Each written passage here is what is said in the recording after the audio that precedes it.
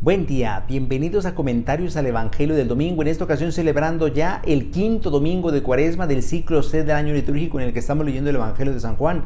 En esta ocasión escucharemos un trozo del capítulo 8, versículos 1 al 11. El Evangelio dice lo siguiente: en aquel tiempo Jesús se retiró al monte de los Olivos y al amanecer se presentó de nuevo en el templo donde la multitud se le acercaba y él sentado entre ellos les enseñaba. Entonces los escribas y fariseos le llevaron a una mujer sorprendida en adulterio y poniéndola frente a él le dijeron: Maestro, esta mujer ha sido sorprendida en flagrante adulterio. Moisés nos manda en la ley apedrear a estas mujeres. ¿Tú qué dices? Le preguntaban esto para ponerle una trampa y poder acusarlo.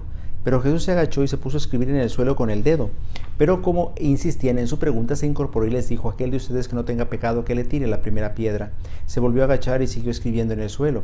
Al oír aquellas palabras, los acusadores comenzaron a escabullirse uno tras otro, empezando por los más viejos, hasta que dejaron solos a Jesús y a la mujer que estaba de pie junto a él. Entonces Jesús se enderezó y le preguntó: Mujer, ¿dónde están los que te acusaban? ¿Nadie te ha condenado? Ella le contestó: Nadie, Señor. Y Jesús le dijo: Tampoco yo te condeno, vete y ya no vuelvas a pecar. Palabra del Señor. Gloria a ti, Señor Jesús. Estimados hermanos, nos encontramos en la etapa final de la Cuaresma. Nos encaminamos ya hacia la Semana Santa. El próximo domingo, Dios mediante, estaremos celebrando el Domingo de Ramos, Domingo de la Pasión del Señor, como se le conoce también en la liturgia. El domingo que abre la celebración solemne de los días más santos de nuestra fe, los días que nos van a llevar a celebrar la fiesta de la Pascua.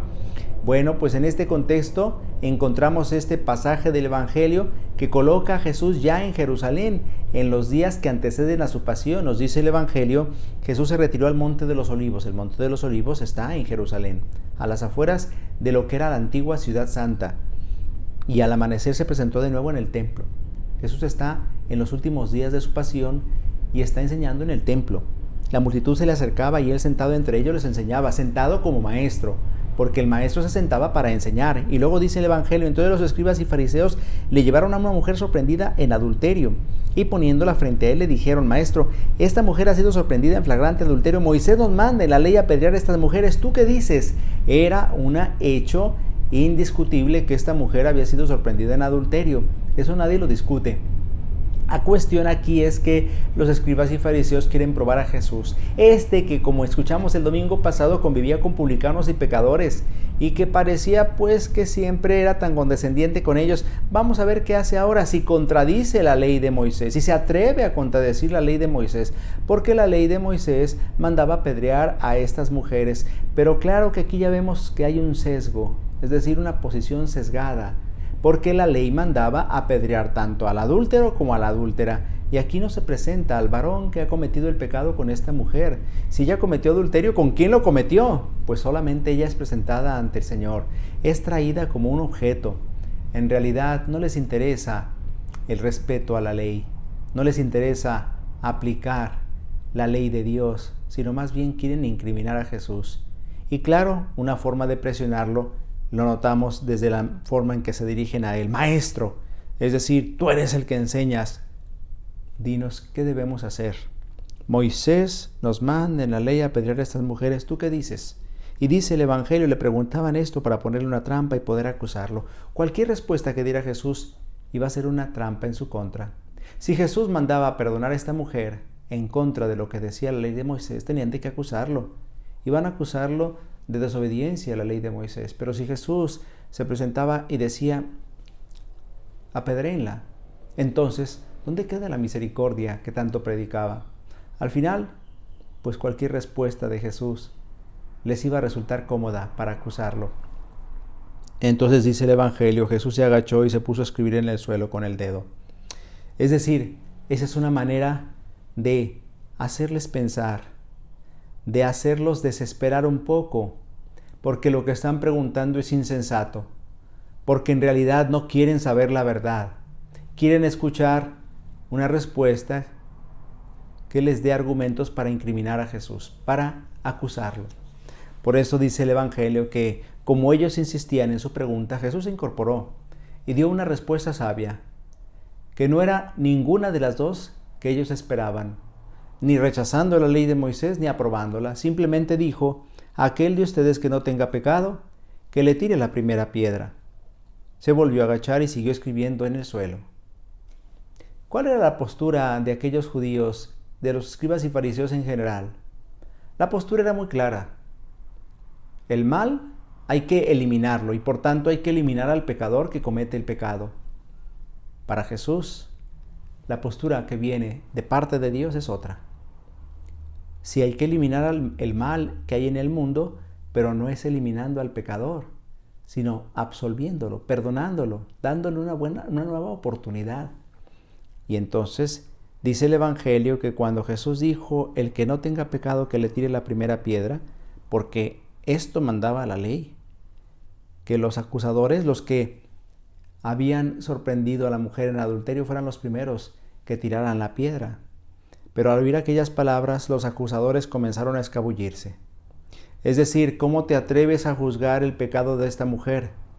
Si tú también tienes pecados, Jesús les está diciendo. Por eso comenzaron a irse uno tras otro, empezando por los más viejos, que seguramente recordaban los pecados de su vida y fueron los primeros que se sintieron avergonzados de aquella actitud, de condena, de juicio hacia aquella mujer, hasta que dejaron solos a Jesús y a la mujer que estaba de pie junto a él. San Agustín tiene una frase preciosa que dice, se quedaron solos la misericordia y el pecado. Así Jesús entonces ahora puede entablar un diálogo con aquella mujer con la que todavía no había hablado. Jesús se enderezó y le preguntó. Dice el Evangelio, se enderezó, quiere decir que se pone a su nivel para que aquella mujer se sienta levantada en su dignidad, no por su pecado, sino en su dignidad de hija de Dios. Ciertamente que ha caído, pero que se tiene que levantar. Y le preguntó, mujer, ¿dónde están los que te acusaban? Recordemos que la expresión mujer en el Evangelio de San Juan no es despectiva. Así se dirige Jesús a su madre. Es una expresión con la que reconoce su dignidad. Y le dice, ¿dónde están los que te acusaban? ¿Nadie te ha condenado? Ella respondió, nadie, Señor. Y Jesús le dijo, yo tampoco te condeno. Vete y ya no vuelvas a pecar. Ahí tenemos a Jesús, que es la misericordia del Padre en persona. Él no ha venido a condenar, sino a salvar. Y se presenta precisamente aquí como el Salvador, como el que no ha venido a condenar, sino a restituir a aquel que ha perdido la dignidad por el pecado. Ha venido a restituirle la dignidad que ha perdido. Tampoco yo te condeno, porque ese no es el papel de Jesús. Él no ha venido a condenar al mundo, sino a salvarlo. Nos lo recuerda San Juan desde el principio. Dios ha enviado a su Hijo al mundo para que el mundo se salve por él. Ese es el papel de Jesús. No viene a condenar, tampoco yo te condeno. Pero Jesús le advierte, vete y ya no vuelvas a pecar. Algunos dicen, es que la mujer no manifestó arrepentimiento y Jesús le está perdonando. Es que en realidad el perdón de Dios no necesita de ningún requisito para ofrecerse. Ciertamente que el perdón de Dios compromete y por eso a aquella mujer Jesús le está diciendo, vete y no vuelvas a pecar. Jesús ya la ha perdonado, pero le está pidiendo que haga lo posible por evitar caer de nuevo en este pecado o en cualquier otro. Es decir, que esté agradecida con la gracia de Dios que está recibiendo. La misericordia del Padre se ha manifestado en la vida de esta mujer y es la misericordia que nosotros tenemos que vivir unos con otros.